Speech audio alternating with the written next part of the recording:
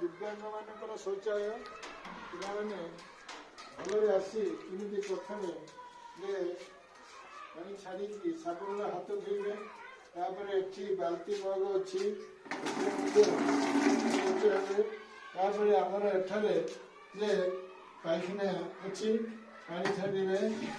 ଛାଡ଼ିଲା ପରେ ଏଠି ମଧ୍ୟ ଶୌଚ ହେଇପାରିବେ। ଏଠି ରହିଛି ଆମର ଇଏ ଦେଖିବେ, ଦେଖିକି ଶୌଚ ହେବେ ପରିଷ୍କାର ପରିଚ୍ଛନ୍ନ। ଯେ ଆମ ବିଦ୍ୟାଳୟର ଦିବ୍ୟାଙ୍ଗ ପିଲାମାନଙ୍କର ଏସବୁ ସବୁ ସୁବିଧା ଅଛି, କିଛିରେ ଅସୁବିଧା ନାହିଁ। ଥିଲେ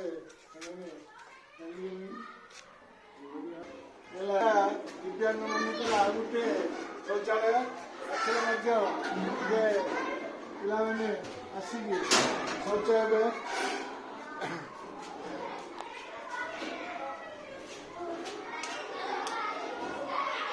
ଏଥିରେ ମଧ୍ୟ ଆମର ବାଲ୍ଟି ଅଛି, ଇଏ ଅଛି।